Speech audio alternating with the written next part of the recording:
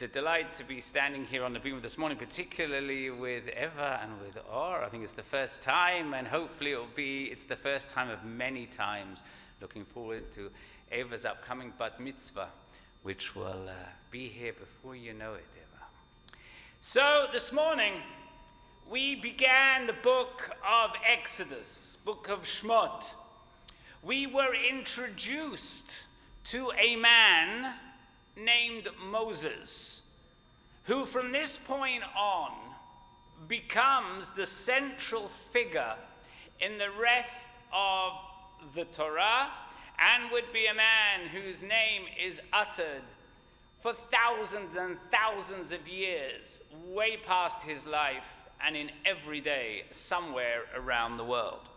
Now, we all think that we know Moses, don't we? I mean, we learn about him in school. We've heard about him all throughout our lives.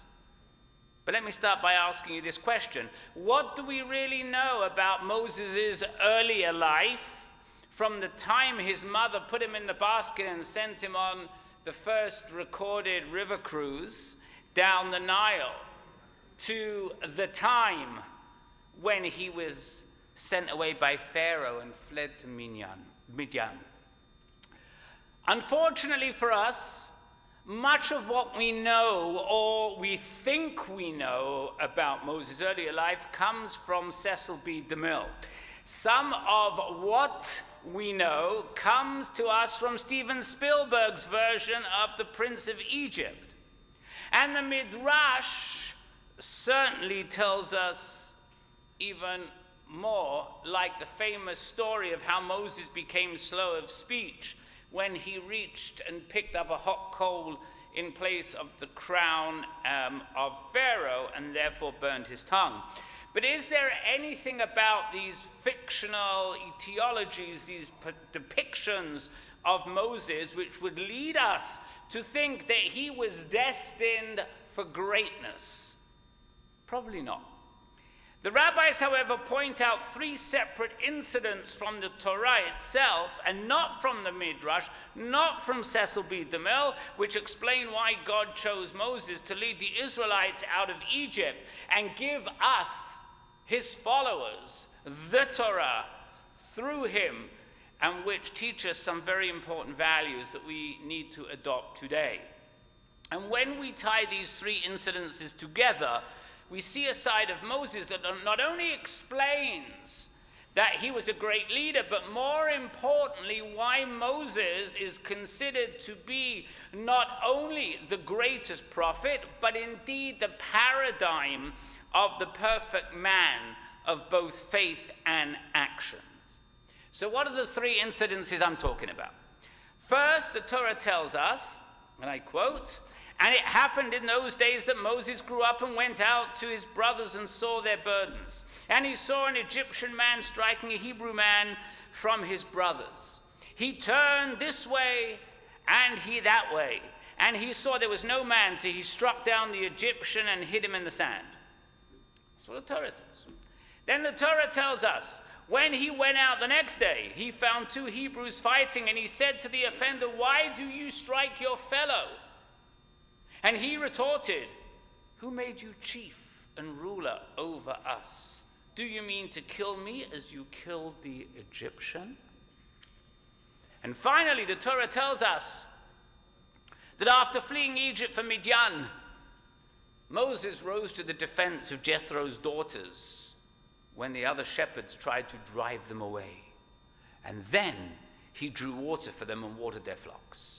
So I'm sure you're all familiar with these incidences. So what do these three incidents have in common? And more importantly, what do they teach us about Moses? From the first incident, we learn that Moses knew that the Israelite slaves were his brothers. But having been raised in Egyptian royalty, let's be honest, do you think he really cared or thought about his Jewish background much? Probably not. I'm sure Moses was very happy with the privileged life that he had. And I'm sure that he gave no thought whatsoever to the sufferings and the plight of the Hebrew slaves. until he happened to go out and he saw something. He saw an Egyptian taskmaster beating a Hebrew slave. And this, for some reason, outraged Moses.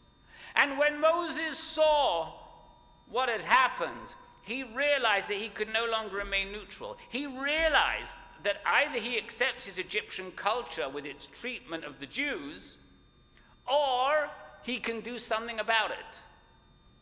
And now, maybe for the first time, what happens to Moses? Moses realizes his connection to the Jewish people. And so what did he do? He acted. Moses killed the Egyptian taskmaster and buried him in the sand. And with it, symbolically buried that part of his life, the Egyptian part of his life. From now on, his allegiance and his affiliation would be with his brother Israelites. Moses chose his Jewish identity over his Egyptian identity. And the second incident involves Moses intervening in a quarrel between two Hebrews who are then identified as Datan and Aviram. Okay? These are the ones that cause all the trouble for Moses in the desert. We'll hear about them a little bit later. And now that Moses has made his choice and identifies unequivocally as a Jew, what is the natural thing to do when he sees this? To get involved, right? We don't just stand by, we get involved. To try to make peace between them. But what happened? Moses was immediately rebuked by them for his actions and for his good intentions. Who made you ruler over us? They scold him, as they remind Moses of his past action of killing an Egyptian. Now imagine for 1 second if you were Moses. What must have been going through your mind at that moment? Wouldn't you be saying, let's be honest, because I know I would be saying, I risk my life, I risk my position to help your people, now my people, and now I'm trying to help my fellow Jews once again. And what do? You turn on me. You accuse me of grabbing power, and you turn on me, and you turn me into Pharaoh. Why do I need all this? I was better off living the life of an Egyptian prince. I had everything I needed. This second incident was also a turning point. Moses could have easily taken the attitude, forget it, I gave it a good shot, it didn't work, I don't care anymore. I no longer am going to get involved in other people's geschäft, other people's fights. Even if I must now flee Egypt, I can live quietly and peacefully in some desert somewhere, in some little group. I've learned my lesson. What do I need it for? I shouldn't help people, I shouldn't even trust people because they turn on you. Especially my own people. Remember, this was Moses' real first encounter with Jewish people. And look how they treated him. No wonder Moses would have wanted to get as far away as possible. No wonder he was so reluctant to assume the mantle of leadership for the Jewish people. He already had a taste of what happens. He knew from this brief incident what it would be like to be the leader of this stiff-necked people. And that brings us to the third incident. Moses has wandered in the desert and reaches the land of Midian. He sees a group of women being accosted by shepherds at the watering well. Again, if you were Moses, what thoughts are going through your mind? Should I get involved? Should I not get involved? Should I mind my own business? Look what happened the last 2 times I got involved. It didn't end so well. Is it worth it, or will I once again become disillusioned? And again, would you blame Moses for feeling this way? I don't think so. But what does Moses do? Of course he got involved. He chased away the shepherds and he fed the flocks of Jethro's daughters. What about Jethro's daughters? How did they respond to Moses? Did they respond with kindness and gratitude? Nachtigen Tag. They left him alone. They left him alone at the well. It was Jethro who later rebuked his daughters for not inviting Moses back with them, but who later probably thanked Moses himself. So what do we actually learn from all this? Again, we learn that Moses would have been perfectly justified in turning his back on his people and on humanity in general. He had every reason, not only given these incidents, but given the later events in his life. He would have had every reason not to get involved, not to trust people, and certainly not to want to be the leader of these people. Who knows? Maybe this was why Moses turned down God's offer of leadership 3 times. And that being of slow speech was merely sort of an excuse to get out of it. But despite every valid reason, Moses, he had every reason to walk away. He nevertheless constantly showed his love for the people, not only his fellow Jews, but all people. And despite every valid reason Moses had to walk away, Moses never lost faith in the goodness of the people, in their ability to change, to repent, and to grow. And that is why Moses, my friends, was the perfect prophet, the perfect man of God. Not because he had that perfect faith in God. That was Abraham. We already met him. We know that Moses complained to God. He even threatened God at one point. We know that he questioned God. He argued with him. He got angry with him. And maybe just like us, he even lost a little faith in God at times. But Moses was Moses because he always had faith in his people. And because he always wanted to help them through crisis after crisis. Because he always wanted to do more for them, despite their treatment of him, their lack of faith in him, and despite his occasional displays of anger and temper. The Moses narrative, my friends, teach us that people are human. And therefore, they will let us down at times. There's no question. They will let us down at times. But like Moses, we can never and must never lose faith in people. And so when we reach certain crossroads in our lives, when we come across decisions that have to be made, remember to ask WWMD. You know what WWMD is? What would Moses do? Okay? And then do what Moses would do. To see the best in the people and not the worst. I want to tell you a story that happened while we were away on vacation. We were at the pool one day, and the kids were in the pool. They were swimming, they were suntanning, doing whatever they were doing. And a woman comes up, I think it was to Elizabeth at first, a woman from Toronto. She comes up and she says, you know, I'm very embarrassed. So Elizabeth doesn't even know who this woman is. You're very embarrassed. She says, your daughters, I'm assuming they're your daughters, are wearing the Star of David, the Magen David. She says, you know, I'm Jewish, and I told my kids they need to take the Star of David off.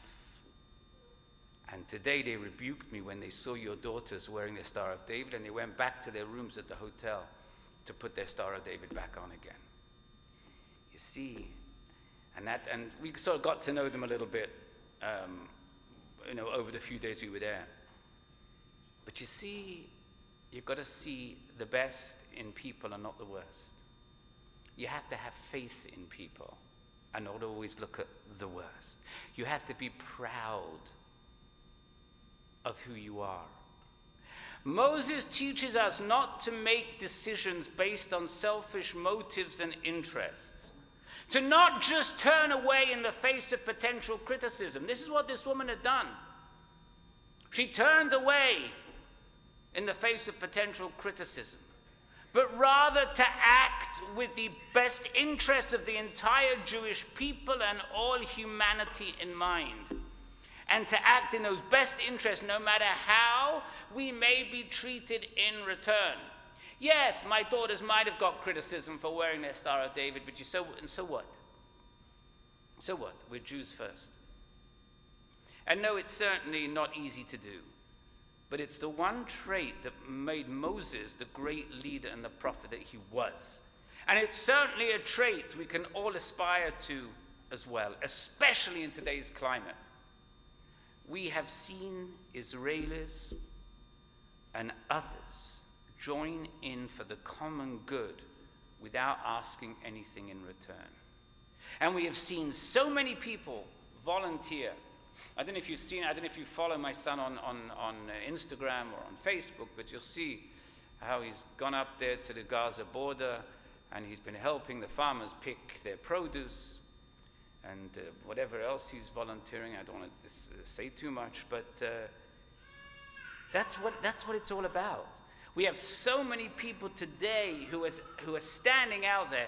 Look at all the non-Jewish people who traveled to Israel to help in any which way they can. They didn't have to. They could have turned their back on Israel, but they didn't. Look about those farmers from Alabama who flew to Israel to work in the fields. They didn't have to. So, as we are together this Shabbat, may it be a New Year's resolution. It's still not too late to make a secular New Year's resolution. To always be more like Moses. To be proud of our Jewish identities, our Jewish values. To stand up against injustice. To continue to stand up for what is right.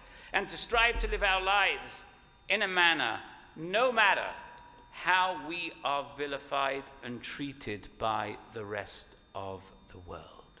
Shabbat Shalom.